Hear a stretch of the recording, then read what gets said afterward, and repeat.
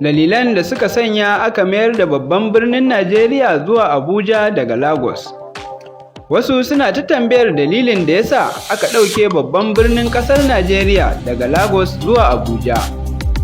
Har ma wasu kan kawo maganganu masu yawa, wanda mafiya yawa ba su da tushe. Tun daga shekarun 1914 zuwa 1991, jihar ta Lagos ita ta kasance a matsayi na babban birnin Najeriya da babbar cibiyar tattalin arziki da makamashi ta ƙasar. A wancan lokacin shugaba kuma Janaral Murtala Muhammad shi ya zo da ƙudurin mayar da babban birnin ƙasar daga Lagos zuwa Abuja. Amma hakan bai yiwu ba har sai a shekarar 1991 a ƙarƙashin mulkin Ibrahim Badamasu Babangida. Menene dalilin da yasa aka mayar da babban birnin Najeriya zuwa Abuja daga Lagos? Ga wasu dalilai da suka sa babban birnin Najeriya ya koma Abuja daga Lagos. Na ɗaya, shelar samun 'yancin kai. Turawan mulkin mallaka su ne suka fara ƙaddamar da jihar Lagos a matsayin babban birnin Najeriya. Canza mazaunin babban birnin daga tushen mulkin mallaka ya sanya rashin amincewa ga masu mulkin wannan lokacin cewa yanzu Najeriya ta kawo lokacin da ba za ta ci gaba da zama ƙarƙashin wata ƙasa ba.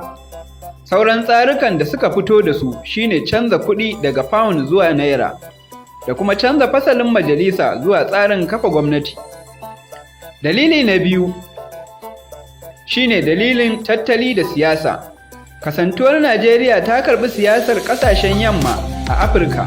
Babbar sakatariyar ƙasar an ƙirƙire ta ne a Lagos, to kuma ita ce cibiyar kasuwanci a ƙasashen yammacin Afirka. Har a wancan lokacin Lagos tana da nata gwamnonin, a lokacin tana babban birnin Najeriya har ta gama. Lokacin da aka mayar da Abuja babban birnin Najeriya, ana ganin siyasa ba ta da amfani, ba a ɗauki abin da muhimmanci ba, kawai aka ƙyale. Daga nan aka naɗa minista wanda zai ke kula da birnin. Sai kuma na uku, manufa. An shirya da tsara Abuja ne da nufin zama babban birnin Najeriya. Saboda matsi na tattali da zamantakewa ya sa Lagos bata cika manufofin zama babban birnin Najeriya ba.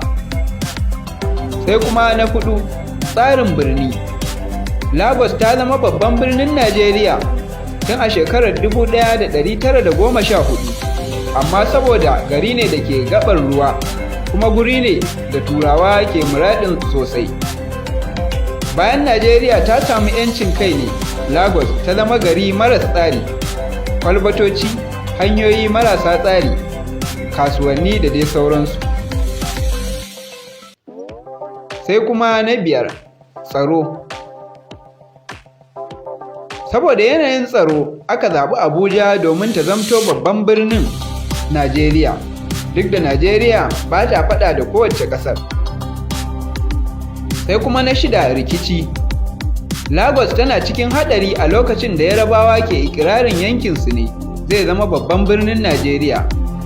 Idan ana son mayar da Lagos babban birnin, ana buƙatar sayen gidaje da kuma korar mutane.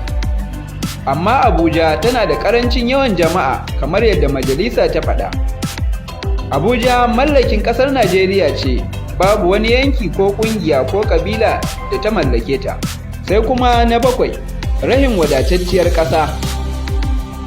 Lagos ba ta da wadatacciyar ƙasar da za ta ɗauki ci gaban zamani na gine-gine.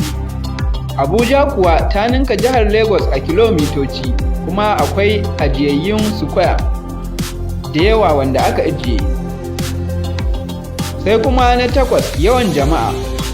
Lagos tana da yawan jama'a saboda ita ce babbar cibiyar cinikayya da makamashin ƙasar. Wannan dalilin na yawan mutane, tauyewar muhalli, cunkoson ababen hawa, wannan na daga cikin dalilan da ya sa sam bata dace da zama babban birnin Najeriya ba. To jama'a, waɗannan su ne kaɗan daga cikin dalilan da ya sa aka ɗauke Lagos daga matsayin babban birni ƙasar Najeriya aka mai da shi Abuja. Mu kasance tare da ku a wani sabon